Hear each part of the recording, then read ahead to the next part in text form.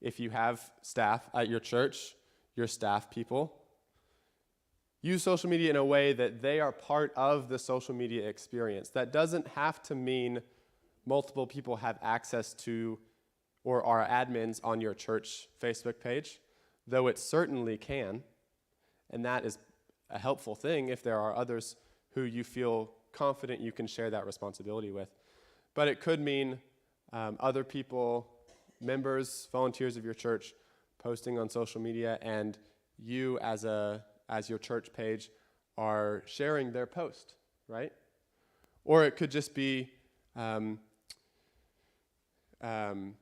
asking your members to share on their own or to post on their own accounts about your church or about something that you're trying to communicate, right? Use your people. Share, repost, and link. So there's so many ways that you can reuse content or share content that you got value from maybe as an individual, or you think align with the message or the theme that you're trying to communicate to your congregation. So maybe that's the Holston Conference puts out a lot of content. Annette Spence, who's the editor of The Call, puts out some really great content. You can share that on your own or on your church's Facebook page. Maybe there are members of your congregation that post something. You can share that to your page. Comms, News, right? There's a lot of sources, news sources, or your local news that you can share that might be of value to your audience. So shares, posts, and links. Social media as a ministry tool, not just a means of advertisement. So let's do a show of hands. Who would be honest in saying that most of the posts that their church has on social media are advertising an event or a ministry of your church? Maybe. If not, that's fine. Oftentimes, many churches use social media as a means of marketing, of advertisement. We're doing this, you should come. We're doing this, you should come. We need you to volunteer, come help us, right? Those things are necessary. You have to tell people you're doing things so they will come. But if that's all you're doing on social media, people may tune out. If you're only ever asking them for things, which is what you're doing, you're asking for their presence or their attention. If the only thing you're doing is asking of them, then why are they going to continue to listen to what you are saying? So we have to do more than just advertise. So what value can you offer to your audience? So it could be informational. So that may mean tell them different aspects of your church. But it may mean teaching them something, right? So this post, Annette, I just mentioned, runs most of our social media. She's the one that is most active on our Facebook. And so she shared this post. I took this screenshot yesterday, so she shared it 2 days ago, of United Methodist News about Transfiguration Sunday. Plenty of people, the average church attender, may not even know what Transfiguration Sunday is, right? So we're teaching. We're providing information. It could be community engagement. So this was a post, an article that Annette wrote, talking, and then that News shared about churches in Knoxville who got together to honor veterans. So that's creating community. It's fostering community and highlighting community fostering that's happening as a ministry of these churches. It could be creating engagement. So this is a post that says, what's one job that your church or ministry that's not your favorite thing to do, but you know it's important, so you make sure it gets done? It's not some deep theological question, right? It just starts conversation. And we can see this had 11 likes, 27 comments, and 2 shares. That's pretty good engagement. So how long does it take to write a question like that? 10 seconds, 20 seconds. Created a lot of engagement. It could be highlighting a part of your church. Maybe that's informative, talking about your church. So this was Ottawa UMC, which is down in outside of Chattanooga. So they said 5 reasons we love kids in worship. They get to see their parents' love for God. They're part of the community. They learn through modeling. That they believe that it's not, believe it or not, they actually listen. Right? So this is both highlighting part of their church, showcasing like a couple of their attenders. It's also communicating to their external audience a big part of the character of their church, right? I would imagine a lot of visitors of families are worried that their kids may be a distraction to others, and that's a reason they don't come. This church is saying, we want your loud kid to be in service with us. That's one of our values. They took a picture and they wrote 5 points. Didn't take long at all. I think that's a fantastic post to have on Facebook, right? I mean, that makes all the sense in the world. Here's one more of Jimmy Sherrod at Central, Knoxville. We reposted it on the Holston page. He set his phone up. It wasn't some great, grand recording. It was his phone. He's playing piano. He's singing his favorite song. Now, not all pastors can do that. Jimmy's a pretty great piano player and a really good singer, but he's not a professional musician. He's a pastor who's also good at playing piano and singing. His video on his own page got 1,000 views and then got quite a bit of engagement once we reposted it as well. That didn't take long. It took him 3 minutes, 4 minutes to record a song. There's so many ways that you can create engagement, provide information, foster community building using social media. And almost all of these, maybe not, I'll say half of this, 3 out of 5 of these examples were things that Holston Conference, things that we reposted of others. That was even less action on our part, even less stress on us. But that still created engagement. It still provided information. It still fostered community. We have a connection that where we can share. Yeah. All our churches, all our conference. There's a reason we're connected, and it's for stuff like this, to support each other and to celebrate each other, right? Absolutely. So, what are some types of posts on social media that you all have found success in or that have created engagement with your audience? Daily devotion, absolutely. Love it. Does your daily devotion have any kind of connection to the sermon that you're preaching on Sunday? No, mine is more of just a today's thought. I mean, it's just something that, a word of encouragement, So I do today's thought Monday through Thursday, and then I post the sermon on Facebook on Sunday. Okay.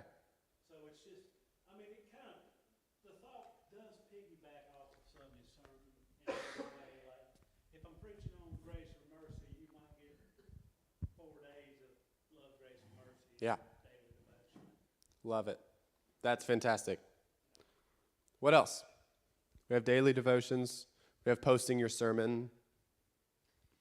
So we actually started reading the Bible together in 2021, even before the conference did it. Before it was cool. And I record it, the days, and post it on. Of course, I do that all ahead of time because if not, it'll be like midnight and I want to go to bed. And I'm like, gosh, I've got to do tomorrow's reading. I learned that the first year, but anyway. And so this is the 21, 22, third year. I'm kind of tired of it, Mm-hmm. but they love it. Love it. So you're recording yourself reading the passage for that day. How long does that normally take? So I read. Sure. So I can spend about 2 hours and get a month done. Okay.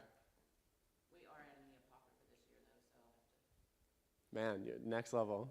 I love it, though. That's awesome. Have you ever considered asking other people who have gotten value out of that to record themselves and use them reading? That's a good idea. I haven't, I guess. You know, it started during COVID, and so I just did it, Sure. Yeah. and it's all recorded. So at the start of COVID, I was on staff at Concord United, and we wanted to do daily devotions, and we started with staff people. So we had a couple pastors on staff that would do those. A couple of us staff people would join in, and it quickly got to be a lot because we were trying to connect it to the sermon, and kind of the sermon series were thematic, and so we tried to plan out what the devotions would be and be real smart about it. And it got to be a lot of work. So we started asking some of our lay leaders in the church to be a part of that rotation. And so I think we just had 2 or 3 lay people that were a part of that process. But it really lessened the burden on those of us that had been doing it for a while. So, and I think it provided a new kind of feel to that series, because it wasn't just your pastors, your positions of authority teaching you. It was your peers involving you, people just like you leading you in devotion. So, So one of my churches, and this is, I think, just a beautiful story. This church was added into the parish was formed, I guess, 2021, 22 season.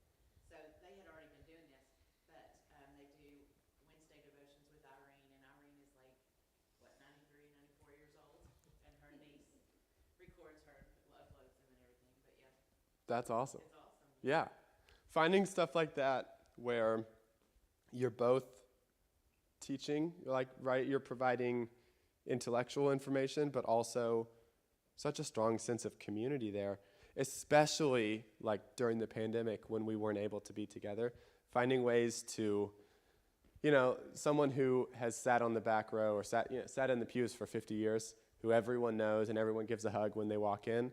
When you're not able to walk in, if you can find another way to incorporate that person into the community online, that's amazing. That's community building. And that's the value that churches provide to their congregations is so much of it is community, right? It's not just spiritual development, it's community. And so how can we use social media to fill that same need of our congregants? And using your members as sources of content is a fantastic way to do that. All right, I have a list of ideas for social posts. The problem with this list is the types of posts that gain traction on social media is always evolving. So I could write this list and then tomorrow it's outdated. And that's assuming that when I wrote it, I was in the know enough to give you the most current information, which is, debatable. But here are some ideas. And we'll share these, we'll share all of our slides so you can pull these. But there's all kinds of stuff. So you can do like a quote of the day or a verse of the day. I bet you all have done this. You've shared a verse of inspiration, whether it's related to your sermon on Sunday or the sermon you just preached on Sunday or not. A word of inspiration, a verse of scripture can speak to your people, right? Engagement posts. These are the ones that they don't have to be deep, right? I mean, on one end you have what's your favorite ice cream flavor, which is a little silly to be posting as a church, but it creates community, right? The way I think about it, if your people are in the building, 100% of their conversations while they're in your church building are not deep theological conversations, right? We're not asking our church members when they step in the building to forget about life, to forget about their favorite ice cream flavor or the game that's happening this weekend, right? Faith community is real life, right? And so we should incorporate real life into our faith community online as well. That doesn't mean you have to ask what their favorite ice cream flavor is, but you don't have to be so deep. On that, we do something on Facebook and our webpage where, did you know? Yeah. And it's something about the church, and it may be something, just uber historical. 1831, that kind of thing. Yeah. Or it may be, did you know that last week we collected X amount for our one day at a time boxes that we're trying to do with the homeless? It's just, so it's, did you know? It's just a quick blurb, and it's like, this is your church. Yeah, that's great. And it's the idea is to help kind of get a sense of community going. Yeah, and it can shout out what some of your church members are involved in too, right? You can kind of give some credit to some volunteers. Yeah, that's similar kind of engagement thing. What's your favorite? Or share a time win. Those are all common. Celebrating an event or an accomplishment. That's kind of what you just mentioned. Show off a different part of your ministry. So that could be as simple as if you have a Wednesday night supper or something. It could just be like doing a walkthrough on your phone, taking a video and be like, look, we're here at the dinner. Look, oh, here's some of our favorite people. Oh, wow, that meal looks pretty good. It can be corny, right? But for one thing, it gives you an opportunity to show off the people that are there. It also shows to your external audiences what it would look like if they were in the building, right? If they were engaged with your church, this is what it would look like for them, which removes one more barrier for them to come visit, right? If that's your goal. Live stream or recorded services, promotion of upcoming events. You can do some of the promotion advertising. That's necessary. You got to do it. Daily, weekly devotionals. We talked about this. Sermon add-ons. I'll throw back to Concord again. When I was there, we started doing a Monday sermon add-on. So people would come to service or watch online and get the sermon. And then Monday, we'd hit them with here's one more thing, almost like I forgot to mention kind of thing. A little bit of an add-on. So maybe it was, our scripture passage was verses 1 through 9, and then the add-on was verses 10 through 12. It was just a little bit more that we didn't quite have time to touch on. But here's a little, next step. We got some success with that. Church member highlights. You have a volunteer who's been managing the food pantry for 20 years. They deserve to be to get a little shout out every once in a while. And they may, whether they say it or not, they're going to appreciate, right, getting a little recognition. Even more, the other people in your congregation are going to be like, yeah, Joe is the guy. We love Joe. They're going to appreciate being able to brag on Joe even more than Joe was appreciating the shout out, right? Links to resources are on the topic of study. I'm a big advocate of planning your social media thematically. So if for a season, for a month, for a quarter, for a sermon series, however long it is, if you have something you're working on, so maybe for a season you're talking about grace. What does grace look like? Then do everything you can to plan as much of your content about grace. So that doesn't mean that everything has to be deep theological exegesis on grace, but you could do some biblical references, pull in some scripture on grace. Your sermons may touch on grace. It may be share a story about how you saw the grace of God in your life. Just, different ways to kind of explore, to build off of each other, to kind of discuss the same theme. Some people choose not to think about social media that way, but thinking thematically and posting thematically can be a really valuable tool. And then crowdsourcing volunteers or for events and projects. This is going to be talking with your internal audiences, right?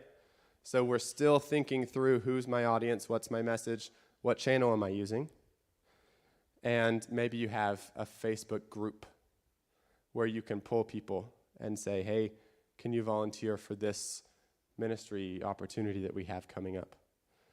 We want to make sure that we're not overdoing it on the ask on social media, because people will tune out pretty quickly if the majority of content that we're posting is asking of them.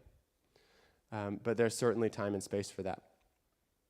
So what I want to do now, Tim has, I think, passed around a handout for you all, and we have February, March, and April calendars here.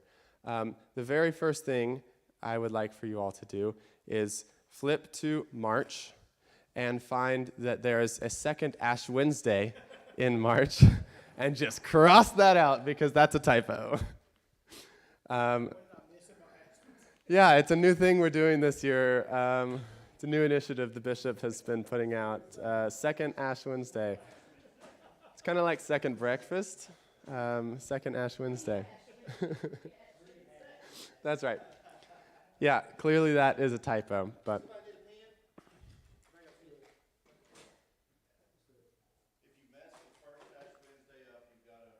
There you go. There you go. I love it.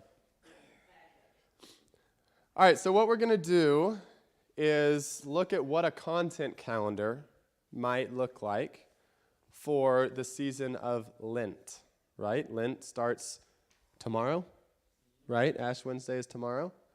So we're kind of close, but we're on time. So this can just be an exercise, thinking and planning your social media in a content calendar, and this can absolutely go beyond your social media. You could include your sermons on this calendar. You can include when you're sending out your email newsletter or newsletters.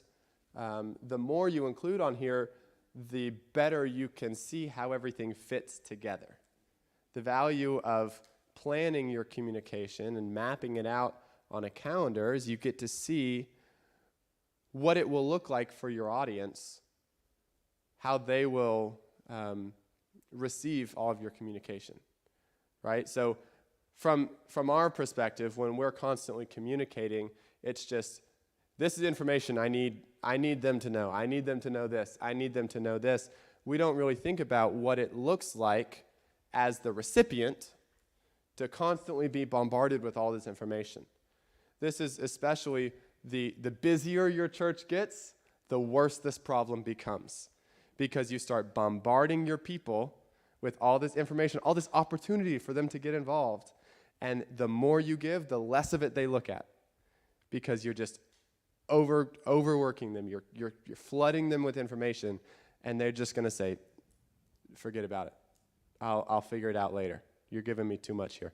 Unsubscribe, right? Working with a content calendar can help us make sure that we are being strategic about how and when to whom we're communicating. So you have your calendar here. What I would love for us to do is think through the different channels of communication you're already using regularly. So maybe we can put pulpit on Sundays or whenever it is that you're preaching. We can put newsletter. If you regularly send out a newsletter, go ahead and put that on there. If you have anything that you're already regularly using to communicate internally or externally, go ahead and write that on your calendar. I'll give you a couple minutes.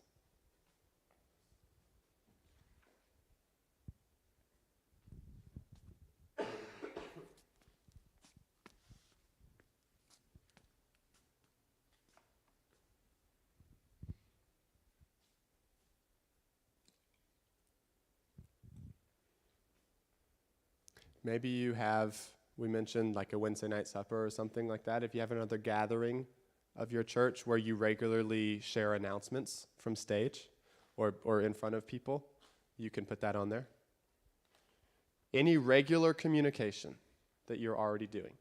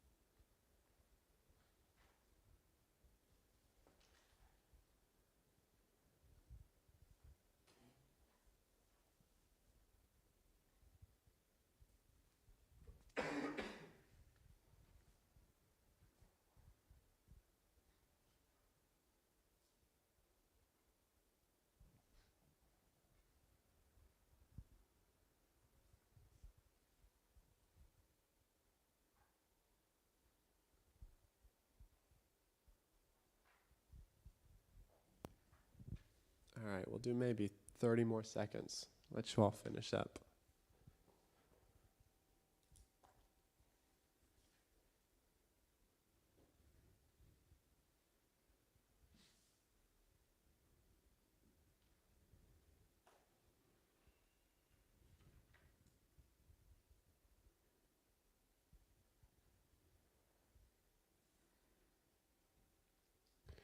So now that you have as much as you can, you have the ways that you communicate with your audiences written out. What would you, looking at your calendar, what would you say the average number of interactions you have per week with your audience is?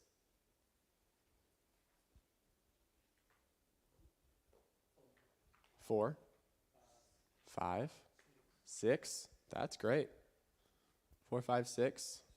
6. That's great. 12 per week. Wow. How about, will you walk us through what a week looks like on your calendar? Well, we always do, hey, did you know, or here's an interesting little fact. That's usually on Monday. Wednesday, we usually do like this is upcoming, this is ongoing. We're collecting for this, like the one-day boxes or, upward basketball is going on. It's lifting up a ministry, but it's also lifting it up, lifting up the church, but also lifting up involvement. And then Friday is usually like, our series is coming up, or this is the topic for Sunday. Here's the text for Sunday. So, those are three givens. So that's I'm sorry,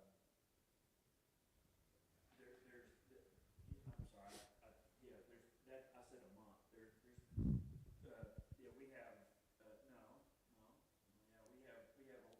there's a lot of posting that goes on with. We just had a person in our church who, by their own willingness, had a very significant illness, and by their own willingness shared it on Facebook. And then we've prayed for that, and then that's kind of gone about. And so anybody that would visit our page would know of stuff that's going on with prayer and what we're doing. Awesome. Thank you. But that's occasional, that's episodic, that's Mm-hmm. on an ongoing basis. Okay. So one of the things that Tim had talked about, heard that the bishop had really wanted to see discipleship within the conference. Mm-hmm. And so oftentimes you do want to engage with people on our social media platforms, but something that kind of triggered me in here is that you can engage folks by asking questions, engaging where they are in their own discipleship formation. For instance, instead of just introducing Ash Wednesday, I posted, what spiritual discipline are you practicing through this season of Lent? Fasting, scripture reading, praying, or acts of charity. Mm-hmm. So you're not only asking them, informing them what spiritual discipline is, but are they actively practicing? And we don't ask for them to say, we just say comment yes or no. Gotcha. I love it. That's awesome. Is that something that you try to do or think about doing regularly? Do what? I'm sorry. Is that something that you have tried to No, do? Just really initiating that interaction in Mm-hmm. that way. But again, making disciples, but understanding, okay, like you said it a few minutes ago, may not understand the language of spiritual. What is a spiritual discipline? Well, then give some examples of what that is. Yeah. Yeah, well, I am doing that. So yes. Awesome. Awesome. So when you start to look at the way that you're already communicating, especially writing out in a content calendar like this, what you can do is look at the ways that you're communicating and then think from the perspective of your internal audience. What is their experience with all of this communication that you're putting out? How are your internal audiences interacting with the communication that you're putting out? And then you can look at, if I was outside of your church, if I was coming to your Facebook to see what you were all about, looking at this content calendar, what are they going to see? Because your Facebook's going to show your most recent posts, right? So throughout the last 1 month, 2 months, 3 months that we have here, if a new person comes to your church Facebook, this is what they're going to see. What you have written on the paper is the image of your church that they will see. What does that tell you? What would that tell them? So you can start to, you can use this as a tool to kind of think through what your communication is doing to the people who it's going out to. So now that we have what you're already doing on the calendar, let's spend 10 minutes and get maybe pair up or twos or threes, and I'll throw up my slide of example types of posts, and you all can talk about the things that you're already doing because you shared some better examples than what I had on my slide. Start to fill in some holes in your calendar, if there are any, for different ways, maybe new ways that you can engage with your internal and external communities throughout this season of Lent. So especially in seasons that are of unique importance in the Christian calendar, we can do a process like this to kind of just elevate that season a little bit, to give people a little push to really lean into their spiritual growth during Lent or during Advent, right? So let's spend 10 minutes. I'll put up, here we go, types of posts, and think through with a partner or at your table, how can you add just a couple things consistently to your content calendar to start adding more value to your audience. And I have, before you start that, 2 questions for you. How many people on your content calendar wrote something about sending something externally out to your community about Easter?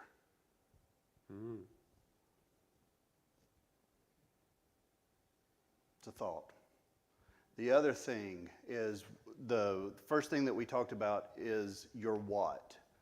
If you go back and you look at your calendar, and this kind of goes back to what the exercise Ben is doing, if you had to pick the most important thing that you're communicating, if you could only communicate one thing over the next 8 weeks, is what you have on your content calendar now what you want it to be? Is that one important thing? If you could only do one thing, is it already on your content calendar, or have you overlooked it? Thinking back to the what are we communicating and the why are we communicating it? Because the what, remember, the what defines who we are as a church. So are you communicating the what that you want your church to be defined as? All right.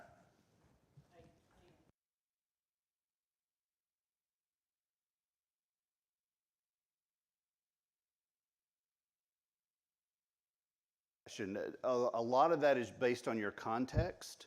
If I was doing any of the churches that I have served at, if I was going to send something out to invite people, I would probably send the very first thing, which may be a postcard or something, about 6 weeks out.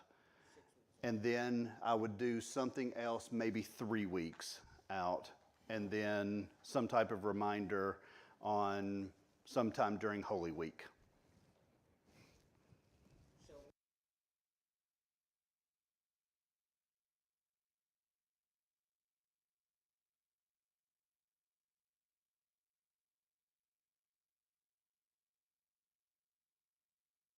And part of it is who's your audience. You know, if your audience, if you're sending it to people that know every year you're going to do this, 6 weeks is too long.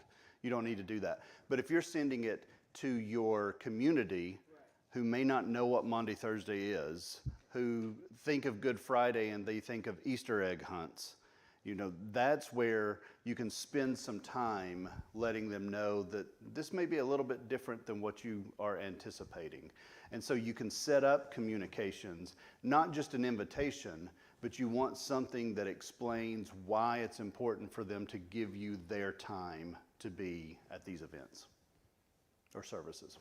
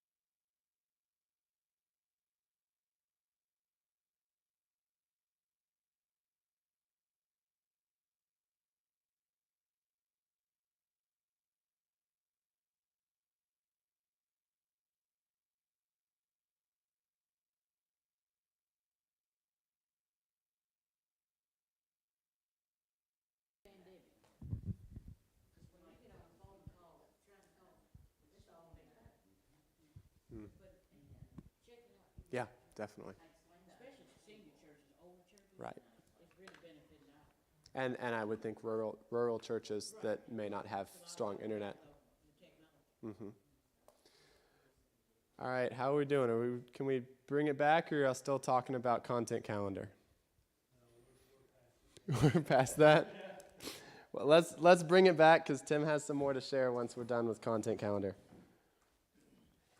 So have you all, has anyone worked with a content calendar like this before, where you're actually mapping out your days, your weeks, your months? Yes, but not for like specifically communication. I mean, Right. Yeah. Yeah, I mean, you probably have, or you may have, a church calendar, which has events and stuff. And what can be cool, especially if you, I mean, I have my calendar on my phone, and the nice thing there is I can have multiple calendars, and I can choose which ones show up on my phone at different times. And so I can have my church event calendar, and I can have my communications, my content calendar, and sometimes I can say, show me both of these at the same time, and I can see how they kind of match up and how they line up. So there's a lot of ways. an Apple phone, Do what? is that you have to have an Apple phone to do all that? I think you can do it on any phone. It's probably, you would use a different, I used iCal, the Apple Maps, but Google Calendar on an Android does the same thing.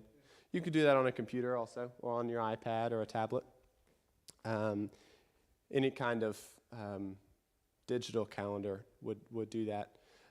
I mean, you can do the same thing on paper though, right? You can just use the same calendar for both.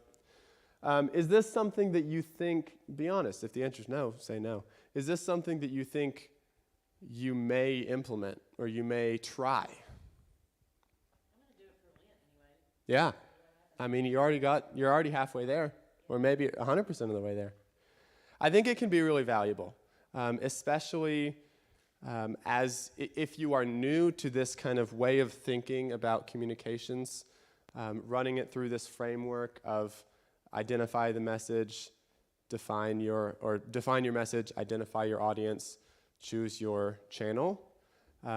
Being really intentional about that process, and then with the end result being a content calendar, can be a really good way to force yourself to really live into this new way of thinking about how you're communicating with your audiences, and you're breaking down what you're communicating, how you're communicating it, and to whom you're communicating. So a content calendar, I think, more than anything, forces you to walk through that process, which can be really valuable. So, Taking this in, I'm sorry, no, go for it. this is gonna be helpful. I usually look at a season at a time anyway. Mm-hmm. But like as far as writing down, I need to start advertising Ash Wednesday here and put that on the calendar, because I think I'm gonna do that. Oh yeah, I'm gonna advertise Ash Wednesday early, like 3 weeks out. Oh my gosh, tomorrow's Ash Wednesday and I didn't do it. Yeah. And that happens all the time. Yeah.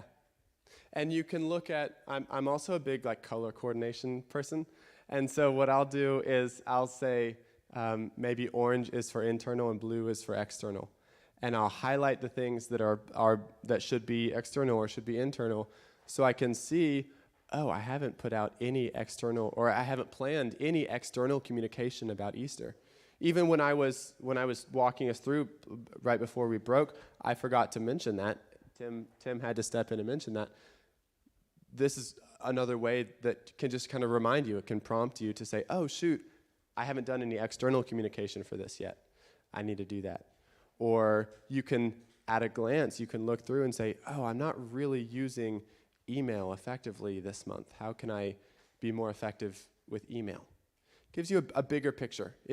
So often when you're the one that's in charge of all this, you get lost in the weeds. And this is a great way to kind of step back and get a big picture of what the entirety of your communications look like, and how parts of it may be overlapping. Maybe you're communicating too much about something, and you need to pull back a little bit. or something that's actually really important isn't getting the time or the number of interactions that it needs to, because it's getting drowned out by something else. So there's a lot of these kind of benefits to working with a content calendar, and so much of it is just dependent on you and your context and the way that you think, really. It's a tool, and it's really effective for some people, and some people it's going to be a task. So don't force it. If you try it out and it's just one more thing that you find yourself having to do and it's not helping, then find something else. Usually to identify or, to determine whether or not you're hitting the right notes in, let's say, age-specific communications. Adults, generally speaking, know what Good Friday and Ash Wednesday, Maundy Thursday, and all that good stuff are. But children may not. Mm-hmm. So what you can do, and this is maybe like a level 2, but what I might do, I'll go back to Concord again, because a lot of my local church communications was when I was at Concord. I was the communicator on staff, and so a big part of my job was planning out our content, and I use content calendars. And what I would do is I would run user experiences, and so basically I would have this content calendar, and I would say, what does this look like for a student at our church, and what does their calendar look like in their interaction with our church. And so I would put the events that we're inviting them to and the communication that was targeting them. And I would do the same thing for our older adult ministry. The people whom we're targeting with our older adult communication and the events that we're inviting them to, the ways that we are ministering to them. And so you can use a calendar just like this and focus in on a specific audience. And so in that instance, if I'm looking at a content calendar focusing on students, then it's going to include the communication that I'm trying to send wide to everyone, and it's also going to include the communications that I'm trying to be selective and send to just or target just my students or parents of students, right? So that gets a little bit more in the weeds. It's you're doing more calendars, but it absolutely can be a tool to look at specific audiences. Yeah. Any other questions or comments or discoveries about content calendar or social media before we move on?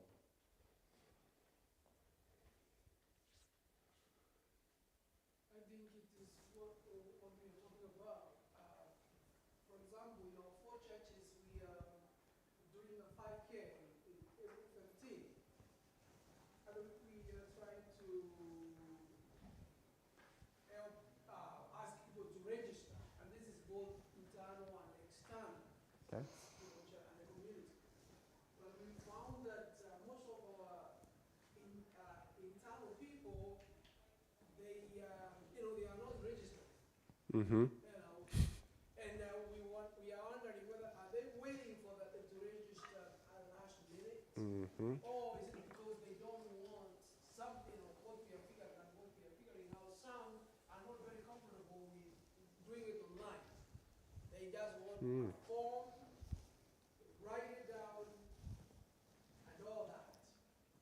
And so the question, while we were here, I was working with our race organizer, and I was asking him, now we have some people who are doing form, they are just writing form and giving it to us, registering. How are we going to register them online without paying the extra $3 for whatever, what do you call it? Like, because you have to use your card to Exchange fees. yeah, charge fee. So he just told me, just take the picture, send me those forms. I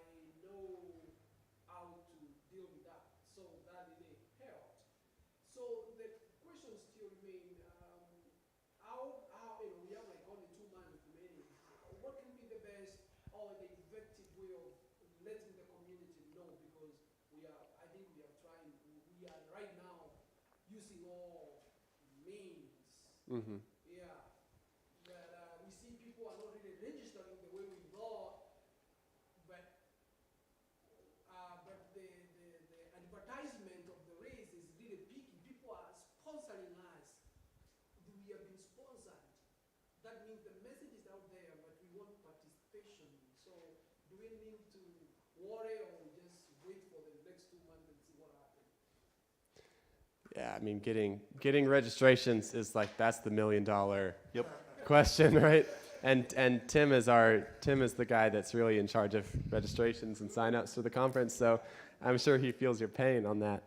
I will say, this process of building a communications plan and walking through this structure can be applied to a ministry as a whole or a church as a whole. It can also be used for creating a promotion plan for a specific event.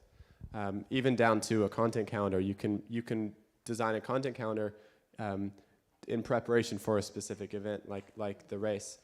I don't know. I mean, as far as how to better promote your event, it's hard to say without knowing more about it. But I mean, I would look at all the different channels of communication you have available, and define who it is that you're trying to target.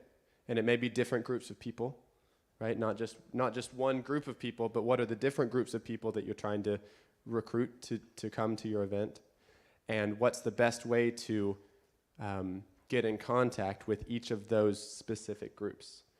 And so if you're trying to get specifically external audiences, people who are not involved with your church, how can you specifically communicate to people who aren't involved in your church? Because it's going to look different than the way that you try to recruit people who are at your church. I think you'll say, yeah, I think maybe Tom can help us because I see even when we are registering for, let's say, convocation, there is a hurry bird, Mm-hmm. and there is this late registration and stuff like that. We are trying that, and we are like next month, we will be now jumping to the regular registration. People are, our bird is coming to an end. So how does that affect the way people register or? It does if you have the proper communication with your early bird. And what I mean by that, and we'll actually talk about this in the email portion, one of the things you do is your next email, if early bird registration is ending next week, your next email or communication that goes out says last chance, because it triggers something in people's minds that if I don't do something about this now, I'm missing out. And have you heard of FOMO? FOMO stands for the fear of missing out. And that's who we are. So anytime you put something that subliminally tells people, oh, I'm about to miss something, Create it grabs urgency. their attention. Yeah, it creates urgency. The other thing, Robert, is COVID killed pre-registration. Oof. And the reason it did is because now people, that entire year to 18 months, it was, I can register for this, but it's probably going to get canceled. And so people learned that they can wait until closer to the event, and two things happen. One, they see the event is still going to take place, so I'll register. Or two, I want to wait to see if there's something else better that I want to do that's more entertaining than what I'm looking at here. And that's not church people, that's who we are in today's culture. And so pre-registration, it's tough. We're anticipating 1,200 people for the special called annual conference. Last time I checked, which was last week, we had 300 people registered. So, Yeah. I mean, you don't know. Convocation, our normal average prior to COVID was about 207, 210 people, something like that. Last time I looked at convocation pre-registration, we were at like 130. Yeah, Yeah. which is Sunday. Yep, or Monday. Yeah. Well, and too, Tim, another thing that I find with early registration, especially if you have to pay a fee, trying to get your refund back if something comes up. Yeah. So you'd rather wait to the last minute and pay the little extra $15 or $20. That's true. Than to have to go through the struggle of getting back your refund. Yeah. Yeah, COVID really did mess up people's ability or idea of, I'm going to register for this early because I know I'm definitely going to do it, because so many things, like you were saying, David, so many things got canceled. And so it immediately put this sense of, I'll just wait and see. Cool. All right. Tim Jones, EMO Marketing. Woohoo! We're going to talk a few things about digital church. Some things we've already started talking about. Email is going to be the majority of this part of the presentation. We'll also touch a little bit on website. Ben just talked about social media.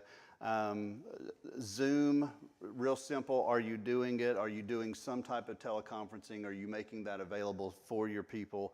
And then we'll hit on crisis comms at the end. So, email. The thing that I want us to get out of this is, and this is a little hard to read, but how do you write emails that get read? Because that's the tough part, is we can spend all our time in the world putting these things together and marketing the things that we have on our content calendar, but if people aren't reading them, then it's a waste of everyone's time. So we're going to look at some ways to make that feasible, make it to where more people can read. This particular thing, I did not do an update on the data. This data is from August of last year, September of last year. The average number of emails received per person in today's society is 121 emails per day. This is all according to Outlook Tracker. 41% of those emails are opened, which means over half, 59%, are trashed from the get-go. You all know that. I guarantee that you're part of this. You'll go in, you'll see some of the unread emails that may be from name your restaurant, name your store, whatever it may be, and you just hit delete and you go on. What happens there, though, is sometimes we can get trigger happy with the delete and accidentally, unknowingly delete an email that we didn't want to delete. So, but it's not just you, it's everyone. Also, the average emails sent per day is an average of 40. And you can easily go into your sent email folder and see if you're above, below, or right on the average. Here's the typical response to emails. It's a big button right there. It says delete. Because when you have 121 of them or more, it can be overwhelming. And if you happen to take a day off and not check your email for a day or maybe for a weekend, and you come in on Monday, 121 has multiplied and now you have 363 emails sitting in your inbox, and all you want to do is make that notification number disappear or get smaller quickly. But with that, the responses that you hear when people say, I didn't get your email, or I haven't seen it, or whatever, is I don't have time to check these. If you've got 600 emails or 300 emails, who really has time to sit through and scour through all those? This doesn't look important to me, delete. I don't have time to check it, delete. I'll come back to this later. How often have you said that? Some of the things that I do to help folks with IT is I'll jump on Zoom with them and I'll have them share their screen. And they'll share their screen, and down at the little bottom where do you have an Outlook app or maybe the Mail app if you're on an Apple product, I'll see that setting there and it'll say 10,763 emails. And part of that is because people archive their emails, or they leave important emails unread so they can come back to them. But let's think about it. 10,000 emails unread, you're never going back to that. And we just get inundated with emails, but it's still an important medium because I always forget to press my little, I need to hold this like Ben does. It's still an important communication tool because, like Ben was saying, you know when you send the email, and if you're doing an email blast system, you can track and you can see individuals that open them. You can see on some programs how much time they spent on it, and if you have any links in there, you can see if they clicked the link or not, which has been a wonderful tool for the director of communications when somebody will call me up and say, hey, I didn't receive that email. And I go on to David's profile and I say, well, actually you received it on Thursday at 3 p.m. and you opened it Thursday night at 9:37 p.m. because it gives me that information. So that is helpful. Not that I would ever say that to you, David, because I know that you wouldn't call me and be that way either. But when people have these typical responses about not knowing what's going on, all this does is leads to your frustration because the next thing you hear them say is, I didn't know anything about that.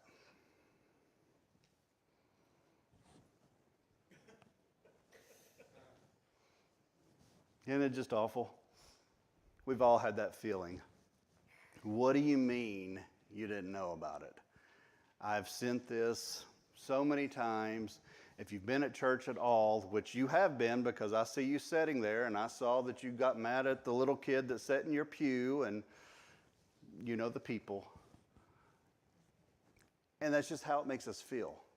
And then you start thinking eventually, what could I have done better? And sometimes it's nothing.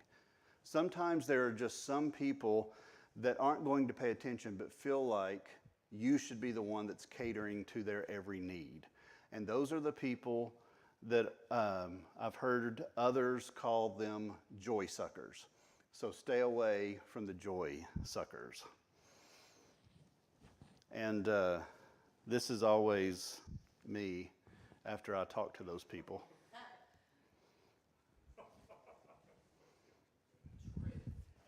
That's right. That preaches all day long. So, how can we change that? How can we get to the point where we set our emails apart from the other 120 that are getting deleted every day? And we have to learn to be creative in our emails. We've got to be intentional. And my favorite is we must be consistently inconsistent in how we're strategizing and putting these things together. Couple things to think about. If the average person receives 121 emails a day, what are we doing currently to set ourselves apart? And do our emails pass the scan test? Now, the scan test is defined as when someone is looking in their inbox, you have approximately, they've averaged this out, approximately 1.4 seconds to grab their attention. So, as they're going down, does that 1.4 make them want to open your email? Now, for some people, just seeing your name is going to make them open the email. Maybe they're expecting the email. Maybe you've got a great relationship with them. Maybe they know that when you send something that it's going to be important. For other people, names aren't important. For someone that sends emails all the time, I don't even have my name on there. If you'll notice, when you get an email from me, it comes from Holston Communications. And that's intentional. That way, if you love me or hate me, it doesn't matter. You're getting something from Holston Communications, not Tim Jones. So, but just because it says that doesn't mean people are going to open it. Now, if I send something that says from the bishop, the open rate skyrockets because they want to know what she's saying. But if the name is not going to cause people to open, we've got to do other things that when people are scanning through their inbox that will make them want to click. Right now, when we do emails, most of the time, these are the things that we're sending our emails about, right? We send something about newsletters, we'll send something about announcements, or maybe events. And so if those are the things that they're anticipating or expecting, if you do send an email that is something important or something uplifting that you really want them to read, if you're only doing these three things, and that's what they're used to, you could get deleted before they ever see the content. Because most of the time when we send these things out, in our subject line, it'll have either the event name or it'll say announcements for Sunday, March the whatever this Sunday or coming up Sunday is, or a newsletter. How often do we send our newsletter and it says March newsletter? And so immediately when they see that, they kind of form in their mind what this is, and they have to determine, one, do I have time to open this and read this? Two, do I even care if I open and read this? These are a little difficult to see, but this is a screenshot from a few years ago of typical emails that you would see in my inbox. Again, a lot of them are expected content.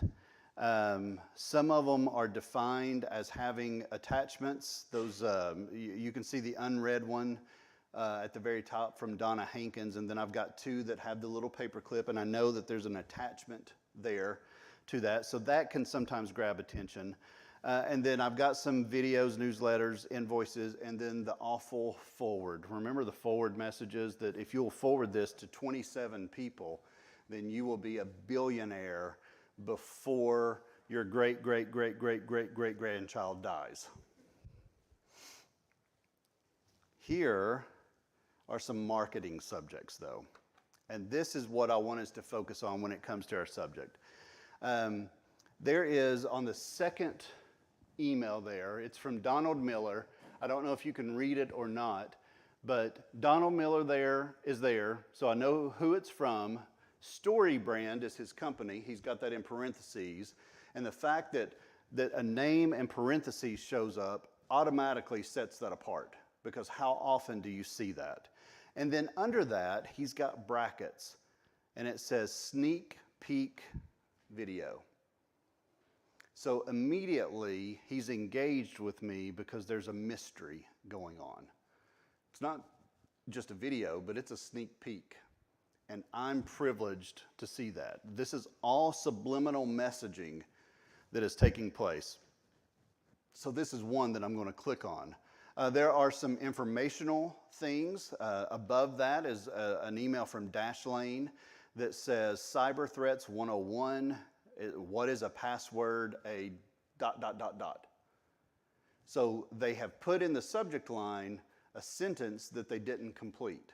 And so when I just scanned that subject line, now it's got me pausing. So I'm either trying to guess what it says, which is going to make me click on it to see if I was right or wrong, because we all want to be right at all times. Thus, we have things going on in the Methodist Church. But just little nuanced things like this in your subject line can automatically cause people to engage with you. Some trending titles in there. Questions are always great. If someone in the subject line asks the question, do you know what today is? Well, maybe. I mean, can you think about that? If Jane was to send you an email that said, Do you know what today is? There's all kinds of emotions that could run. Maybe you know today is National Kiss Your Puppy Day. Maybe you think, oh shoot, I was supposed to turn that form in and I forgot to do that. Whatever it is, that's going to cause you to click on it because you got to figure out what in the world is she talking about. So that's a way to grab people's attention. The other thing is being just creative in there. Using different symbols grabs people's attention. You'll see a lot of times on my emails, I will put maybe a title, and then I'll put the straight up and down line and space. There's something about that grabs your attention, and the second half may be the date, or it may be from who it's from. Like oftentimes for Bishop, I'll put the name of her blog / and then her name on there. So you know that it's from Bishop, and I know you're going to open it just because it's from Bishop, but also you're getting the creative name of whatever she's writing about. A couple things I want to talk to you about. What's the brain for? Let me back up. Let me help you. The brain is actually designed for two things and two things only. What do you think they are? Okay? Think, control, memory, retain process. It's designed to do two things: survive and thrive, and conserve calories. That's it. Now, all of those things that you named are correct, but they fall under that survive and thrive. So your brain is the thing that tells you when you put your hand on the hot stove how quick that you're going to move it. You don't even register that you burned yourself. Your brain just says move, and then your brain tells you you've burned yourself. So you don't know, I've burned myself, I need to move my hand. It's, oh, I've burned myself. It's almost instantaneous, but the brain is working to protect you. The other thing is the brain is there to conserve calories. And by conserving calories, it means that it is your gas gauge. It's the one that tells you when you've got enough or not enough energy. It's the one when your stomach rumbles, it's because your brain is telling you, hey, you've exerted a lot, you may need some more calories right now. When you feel fatigued, your brain is telling you, hey, you need some more energy. So this comes into play because people, their attention span is how long now? How long? If you're lucky. Actually, it's a little bit longer, but not much. Just under 9 seconds. It's like 8.7 is what the average attention span is. If you watch a television show, how long do you watch before the camera angle changes? That's your homework assignment. Grab your watch or your phone, hit the timer, and you'll see the camera angle change anywhere between 7 and 11 seconds because they're doing that to keep you engaged, to keep your attention span from going someplace else. They do that because if your attention stays in the same area at one time, your brain will start wandering because it's not enough to burn. But on the flip side, if I start coming up here and I start talking to you about the teleological suspense of the ethical. Let's spend the next 3 hours talking about, that's exactly right, the teleological suspense of the ethical. First of all, it's already 2:35. You're already thinking, 25 more minutes, I can do this, 25 more minutes. But then I start talking about something that is is maybe not something that you've talked about very much. Maybe it's over your head. And what happens when people start talking about things that you're not interested in or it's over your head? You start thinking about what you are interested in. You start doing this. What's that called? When you, not when you engage in your phone, but when you start thinking about other things, what's that called? Distraction, but we have a term for it. I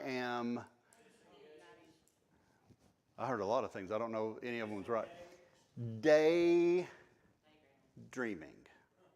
I'm daydreaming. I'm thinking about whatever it is that I want to think about. Why do you think the brain does that?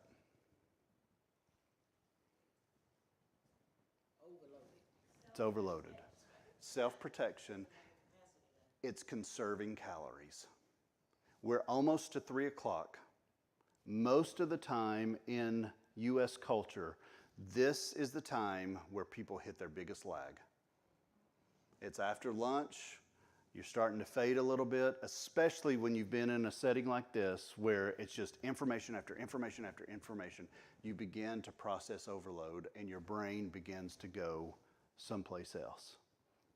Where is the one place that you can go, for the most part, where you've never daydreamed? Can you think of any place? Sleep? Well, that's because you're dreaming. You're night dreaming or nap dreaming.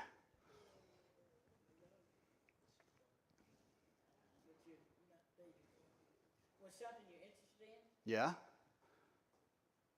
Something that you're having fun with? Yeah. But there's a specific place. It's called the movie theater. Unless you hated the movie, more than likely, you did not daydream. You know why? Because it's a story. Just a story. And most of the time, our brains, when it interacts with story, it interacts in a way that draws us in. We begin to find ourselves as the character. So we are finding ourselves in whatever we're watching. We're identifying in some form or fashion. And so the act of story keeps the brain from the act of daydreaming. The act of story, being a part and listening, conserves calories. The greatest preacher that ever lived, how did he preach? Stories, parables. He walked around with disciples and with others for hours, for days. And these stories were remembered because people could stay engaged. Now, what does all of this have to do with email? The things that we send need to have a story element to it. Because when we send something in story, people are going to engage, they're going to find themselves in it, and they're also going to look forward to those types of emails. 5 tricks to get people to read your emails. Of course, the first one, keep it short and sweet. You need to create urgency, like we were talking about, Robert. Last chance to pre-register. Early bird ends at this time, whatever it may be. Use numbers and lists. How many times have you clicked on something because it says the top 5 things? And the reason is because that number tells you exactly how many things you're going to have to read. They may have an article that is 3 pages long. You may not read it, but I can almost guarantee that you start flipping and you see number 5, number 4, number 3, so you're still getting some content whether you take the whole thing in, because there's something about numbers and lists that grabs us. And ask a question. Again, when you ask a question, people engage with that, at least subliminally. And then they're going to want to click on it to see if their answer is right or wrong. And the last thing is personalize it. And that, especially when it comes to email blast, there's special ways that you can put things in that will say, "Dear Tim, blah, blah, blah, blah, blah, blah, blah." And anytime someone reads their own name, don't quote me on this number, but it's like 65% chance of opening goes up because they saw their name in the email. Subject lines. This is another thing because this is for the scan test. Experts say to keep to 50 characters or less. One thing that I can't stand, and if you all have ever done this to me, I'm telling on myself. But if you send me an email where the body or the question that you're wanting to ask me is just the subject line, you become one of the 120 that I automatically delete. If you can't click in the body and write an email to me, I'm not going to answer it. It drives me nuts. I don't know why. But keep it to 50 characters or less. You want it succinct, you want it short, but you want it to grab their attention. In the email itself, be creative and story-driven. That story, again, drives them to want to read what you're saying. And then another thing is if you're going to send a newsletter, don't just send March newsletter, but give them a preview of something that's important that's in there. So church saves 10 lives, raises $5,000. Well, that's enough to make me want to see, well, how in the world did they save 10 lives? What does that mean? Are they talking about salvation, or are they talking about they physically pulled someone from the throes of death? That's subject line, you're saying. Subject line, yep, that's subject line. So, just a thought, Tim. Yeah. If you're weekly promoting a Bible study of these series, Bible study is not good enough. You need to put something in there that grabs the interest. Yep. Bible study, and then if you got something anything that'll grab their attention, not just Bible study. Today we're going to talk about God's love. People are expecting that, but Bible study. 7 men get killed by 1 stone. What? Whoa. Now, that's little, maybe don't do that one. Don't kill anybody, but. So if you got, like for instance, if like I'm starting one tonight actually on United Methodist history, polity, and doctrine. Okay. That could be very boring in a sense. Yep. But if tonight we're looking at John Wesley and his initial early years in his life, we say, young boy gets pulled from a fiery house. There you go. Perfect. Yeah. I like it. I mean, that makes sense. Yeah. Because again, who would have ever thought to describe that story that way? But I want to hear it. Yep.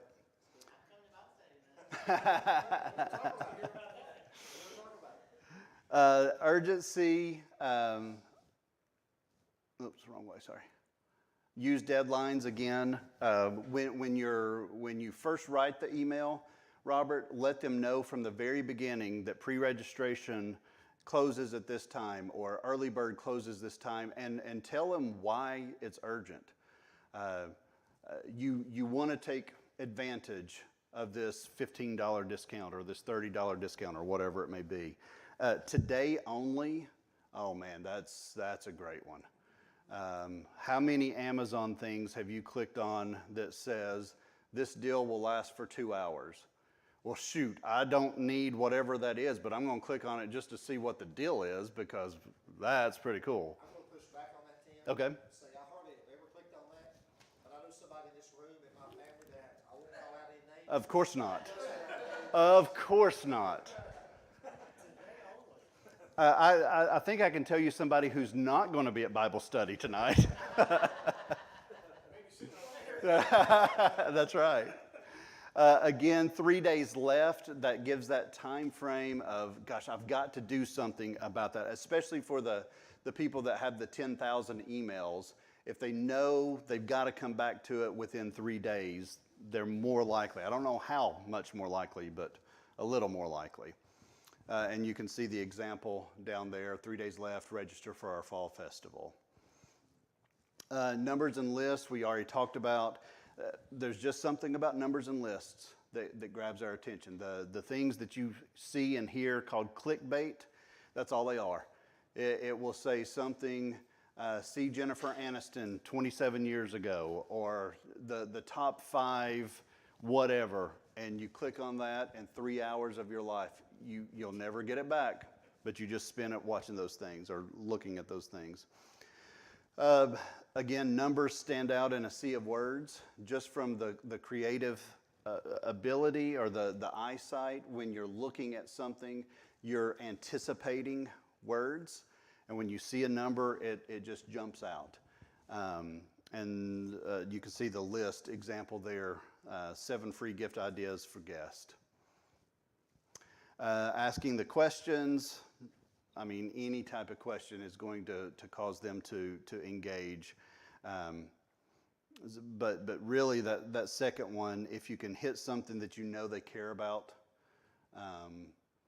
and learn about, or did you hear about the boy that was pulled out from the fire? I mean, if you put now you've got 2 things going there. Just But to clarify, you put the Bible study, because that's what it's really about. Bible study Slash or colon or something. Yep. then the kind of. Yep.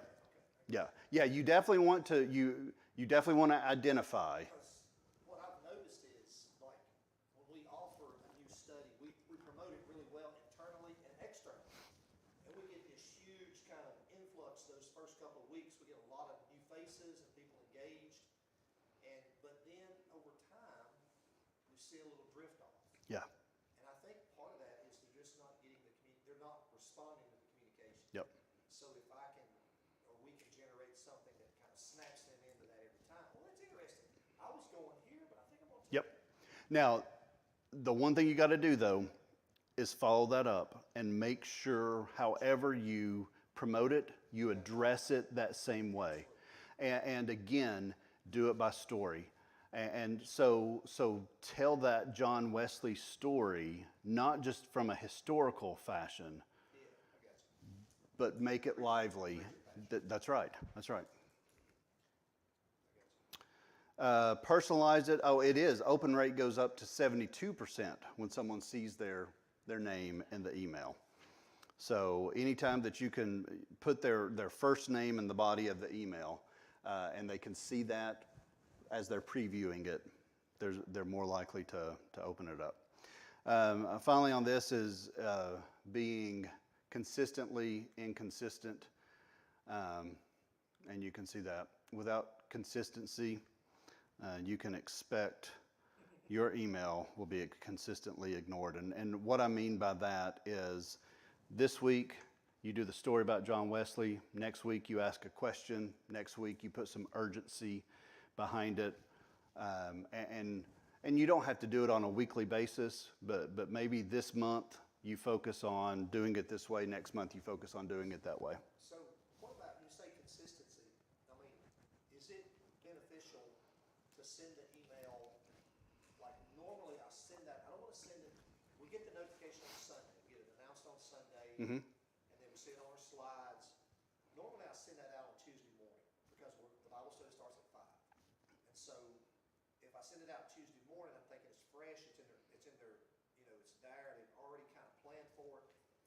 Should I be consistent in that time, or should I break that up to keep it, like when I send out the email, we send out notification. Sure. It's got a Zoom link with it for those that want to Zoom in. And is it better to be consistent in that time, or to break that up? Time is fine. The way that you send the email, as far as with the subject line or anything like that, you may want to, instead of putting text in the body, send a link. And a link goes to a YouTube video, and it's you telling a story this time about it. So that's the inconsistency, is just changing things up, making people guess, when I open this, what's different about this? And again, Not every one of them have to be that way. It's just use one, and then when you start noticing things are beginning to back off, people aren't opening them as much, or people are saying, I didn't know about that, change things up. And you'll get into a pattern and a rhythm, and then you'll start anticipating when I should change those things up. Does that make sense? It does. Okay. All right. Any questions about email?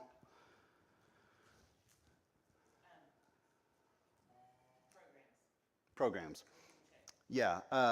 The free one is MailChimp.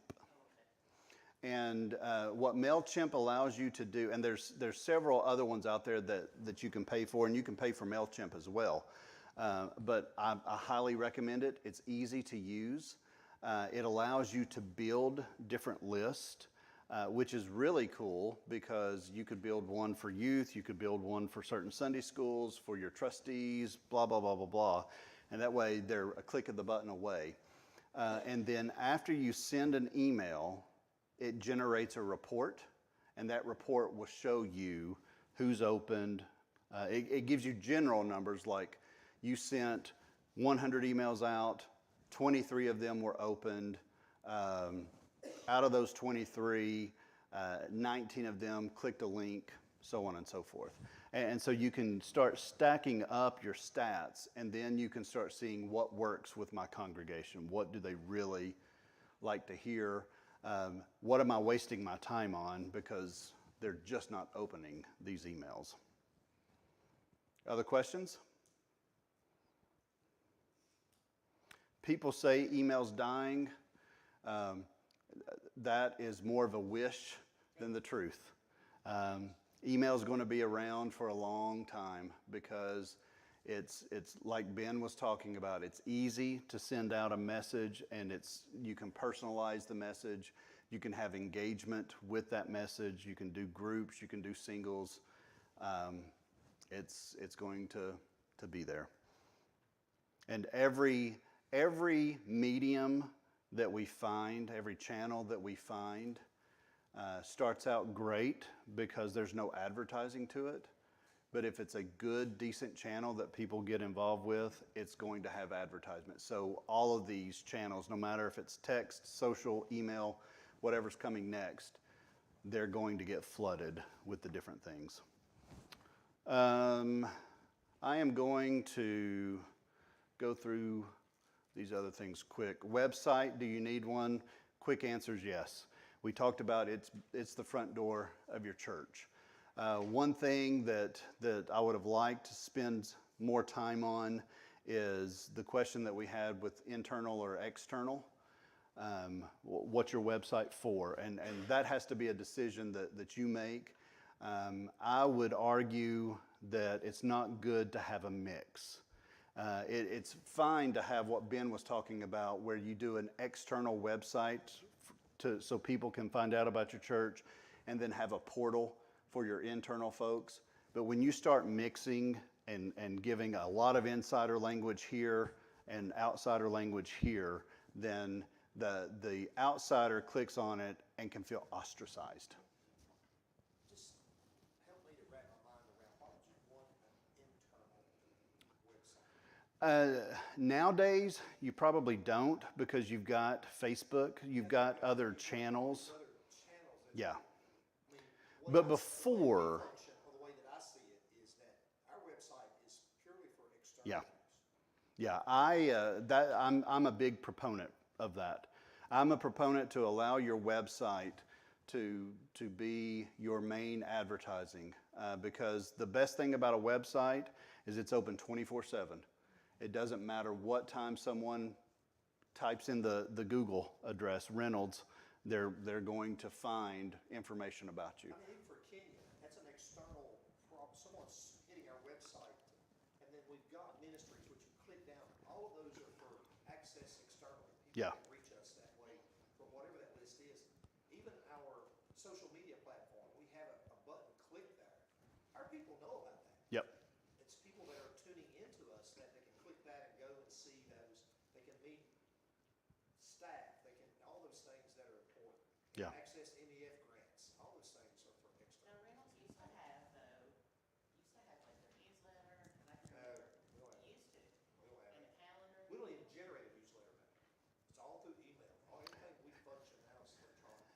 You know, the church is notorious for always being behind, right?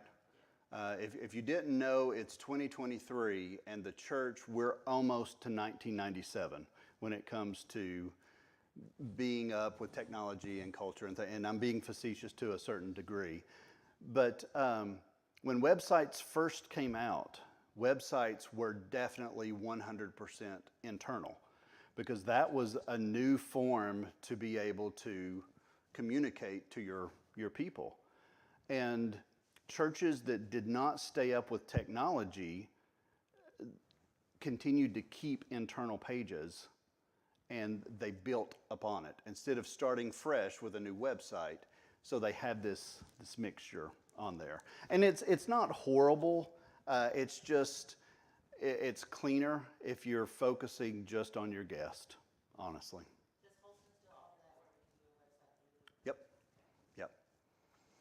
through? Yep. Honestly, though, if you're wanting to do a website, call me, because there's some inexpensive websites that you can do that are beautiful. And user friendly for, Yep. it doesn't have. Drag and click. Yeah, it's really, they're template-based websites. You pick a picture, you move it to where you want it, you type in text, you hit publish, and you're good to go. And I'm happy, and Ben's happy too, to help you get started in things. We don't have the time to actually build the full thing, but one day when things slow down, we would like to be able to do more of those things. And in those meetings, if we wanted to talk website, we would talk about wireframing, what goes on your homepage, how can you make it simple but yet elegant and grab feature. I could spend 100% of my time just talking websites and doing things. It's like the blueprint of your website. One thing about website is when you have one, please don't do this. That picture is at least from the 80s, if not the 70s. That Christmas Eve service, when it's February or March, doesn't need to be advertised anymore. And your June 24th potluck that you had 3 years ago doesn't have any business being on there either. So just be sure that with your web page, you keep it updated, because if someone goes and sees an outdated website, they're immediately, well, if they don't care to update that, how are they ever going to care about me? So how long would you suggest that one stays up, maybe a quarterly or something? Events need to come off your page as quickly as you can get them off the page when they're finished. People will give you grace. If you still have Christmas Eve service and it's January 2nd, you've got a little grace because they've taken time off too. But if you've still got Christmas Eve service today, they're wondering about that. Well, another thing too, you look at the picture and you think, well, is that church even open up Yep. anymore? Yep. Because there's no year on there. That could have been December 24th, 2010. Yep. Yeah, especially coming out of COVID too. Yeah. Especially when you look at the website, you see somebody, picture on there that you know is deceased. Yeah. Yes, that's true. I've seen that. Does everyone have Zoom or have the ability to use Zoom? It's, now that we're out, hopefully, of COVID, and we're not doing the pandemic thing anymore. It's kind of slacked off a little bit, but it's still great for meetings. It's very helpful when you can't get all your trustees together to jump on Zoom and do something. So it's still a platform that I think we'll be utilizing for a long, long time. Yeah, that and that's tough. And one of the things I also wanted to say, I know some people will tell you they don't have an email address, and that's true for some people. I always follow that up, not immediately, but I'll start talking about Facebook. And when they start engaging with me that they have a Facebook page, that means they have an email address or they couldn't have gotten on Facebook. So, yeah, that's exactly what it is. Yep, that's exactly what it is. Crisis communications, we could spend the entire day on that as well. Here's a couple things that I want you to take away, though. If a crisis happens, and God forbid that it ever does, but if you find out that someone in your church has engaged in ways that they shouldn't, if anything happens that you think news coverage is going to take place, the first thing you need to do is contact your DS. More than likely, your DS is going to turn right around and contact me, but it's okay if you contact me as your second person. And the reason is because we want to give you a hold statement. So I want to find out a little bit about what's going on, and I want to give a statement that goes beyond no comment, because no comment in today's terms, people read that and think, well, they're guilty of it. There's something going on there. So there's ways that you can say no comment without saying no comment, and that I will help you fashion a hold statement. And anytime we run into these situations, no matter what's going on, unless I happen to be dealing with another one, I step out of it. Bishop understands that. If someone was to call me right now with a problem, I would tell Ben or Jane, hey, come up here, I've got to deal with this, because you just have to. So call me, and we'll work on a hold statement for you. That way, anytime a reporter calls, if you've got someone at a front desk that's answering the phones, or if they're calling you directly, everyone is saying the same thing. And basically what the hold statement's going to do is buy you some time to figure out the story, because sometimes you're not the first person that discovers this story. Sometimes the news is contacting you, and when they are ready to do an interview or a report, it's the first that you've heard of it. And so you can just let them know that I need to talk to our communications director. And one of the things that we've done in Holston Communications is we've reached out to every news media within the Holston Conference, newspapers, television, and radio, and we've introduced ourselves. And so when you say to them, I need to talk to my district superintendent or my conference, when are you planning on running this story, and let me get back to you. Most reporters are going to be fine with that. The ones that aren't, the ones that are words that I can't say because we're live streaming, you don't want to talk to them anyway. And you can just hang up on them if you want to. But then make sure you give DS a call, give me a call, and then we'll start working through that. And don't overshare. Don't say anything that could be misconstrued. And the good thing about crisis communications is, I had a professor tell me one time, and you've probably heard this, never let a good crisis go to waste. When you fashion your crisis communication, you also get to tell your story. You're addressing what's taking place, but you're also letting the world know, or whoever the world is, the community, that you are a loving, caring, safe church, and that your heart is broken too, based on the situation, and we work through that. But we also give a message of hope within those statements. Questions about that?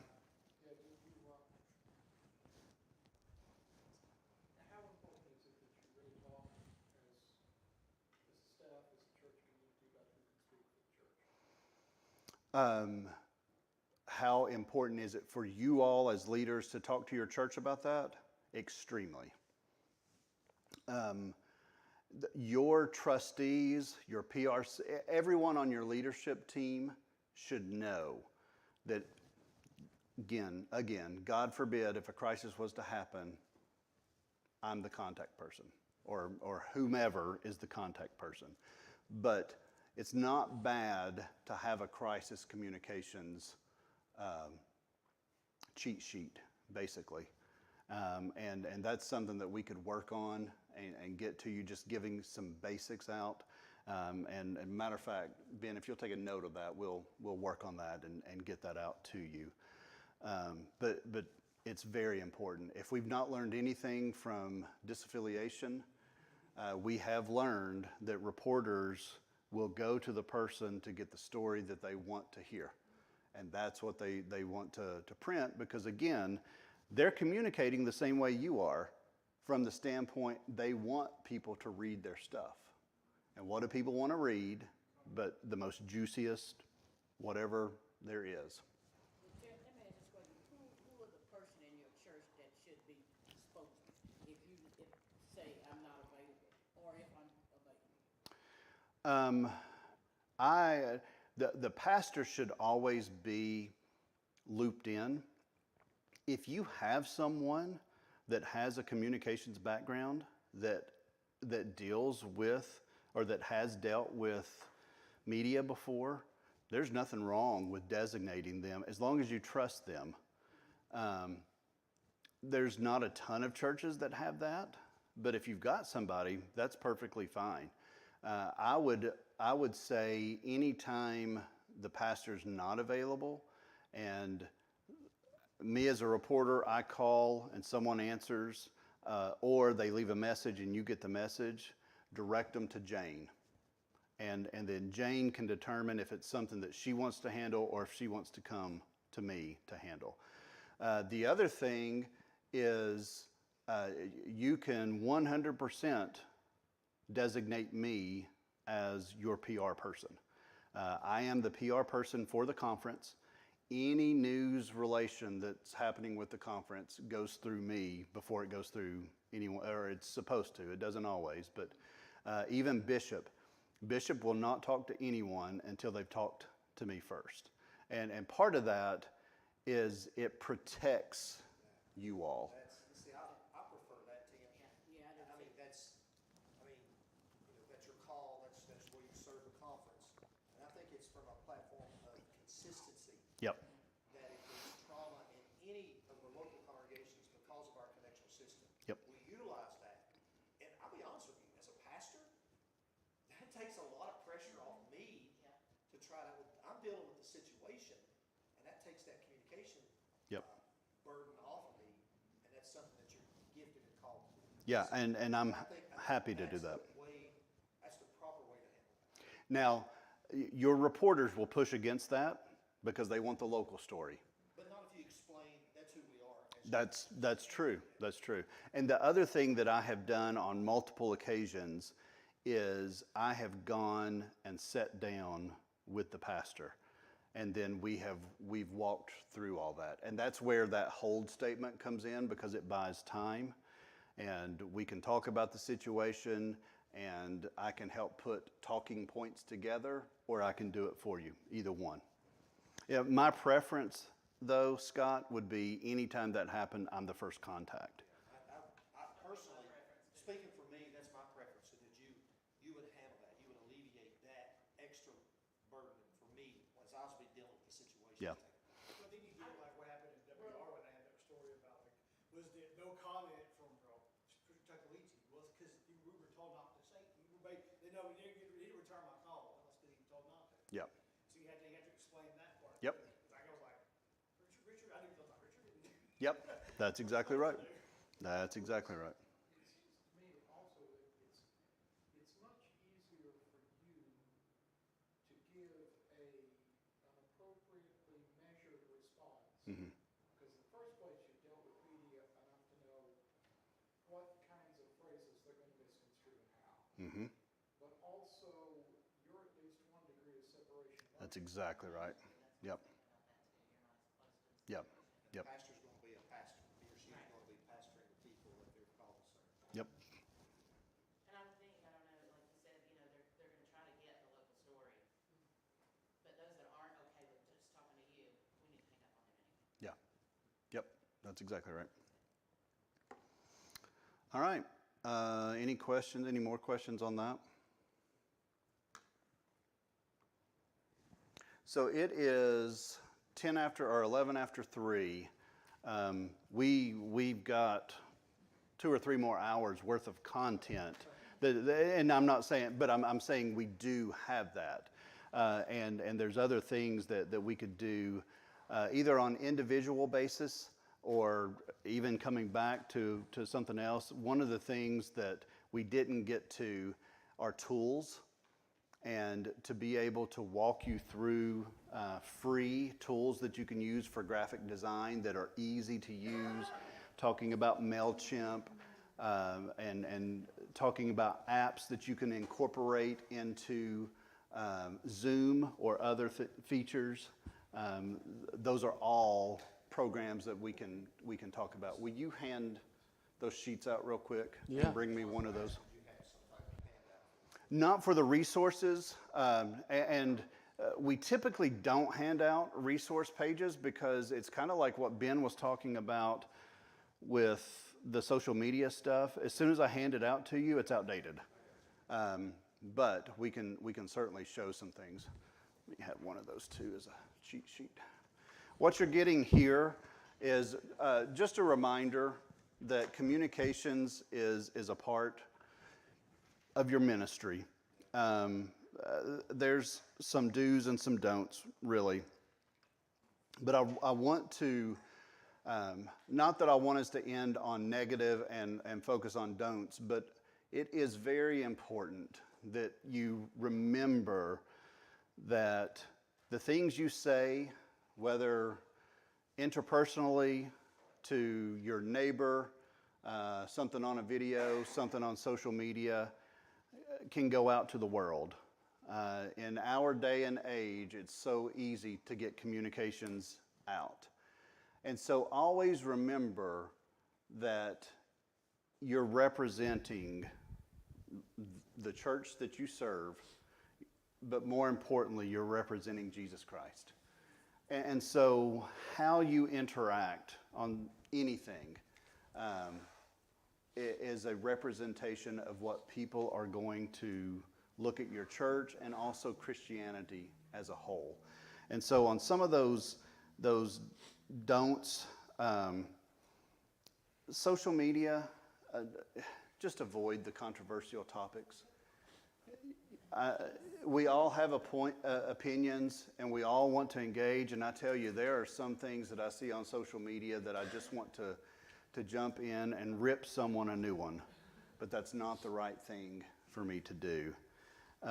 Political conversations, especially conversations where you degrade the other side.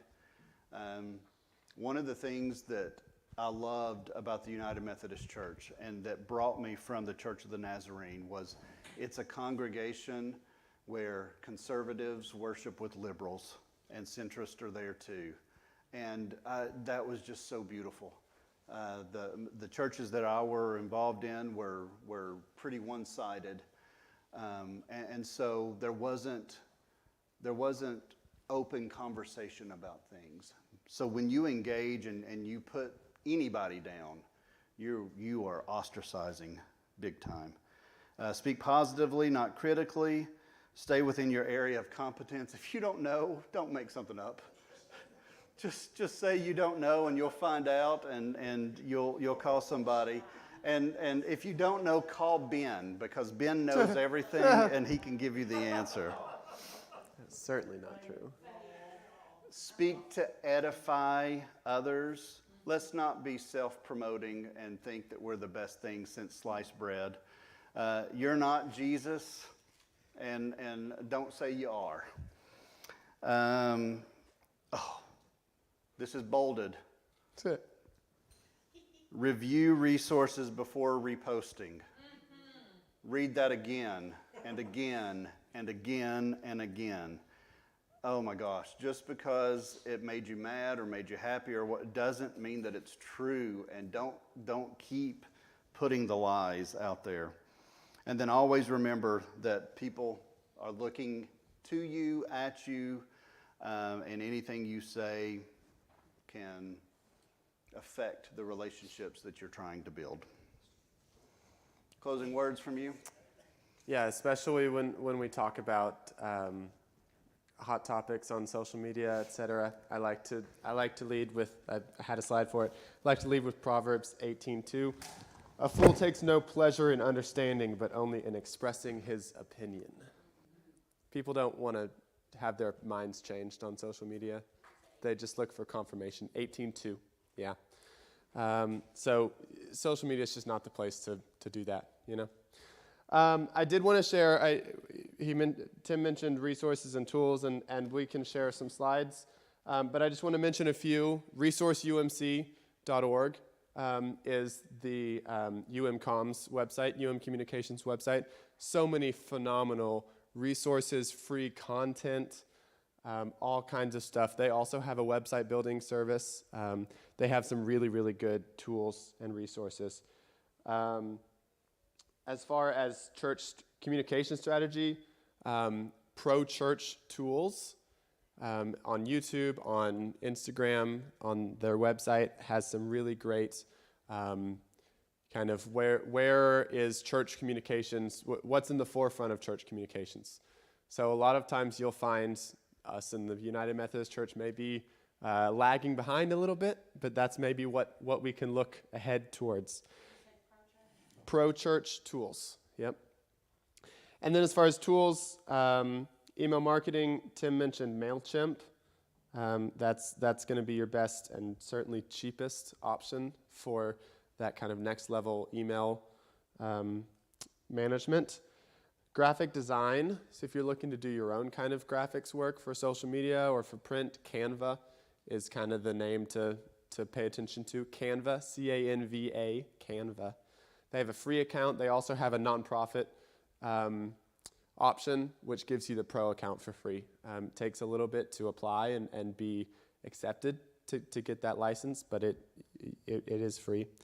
And then there's a couple paid subscriptions that I recommend that are really fantastic. Ignite Media is fantastic. Lots of really great social media posts that you can use. They have sermon bumpers. They have lyric videos. They have background slides and background videos for service. And they have templates to make your own graphics. They have all kinds of stuff. They're fantastic. It gets a little expensive. A slightly cheaper option that's still really good is called Creation Swap. Both of those are specifically for churches, for ministry organizations. So both of those are really great. That's all I have. Both of us, you can get us on email or call us at the church office. Tim Jones at holston.org, Ben Smith at holston.org. Pretty easy to remember. Thank you all for having us. We appreciate being here with you all, and for me, I appreciate meeting many of you. So thank you all for staying a little late with us.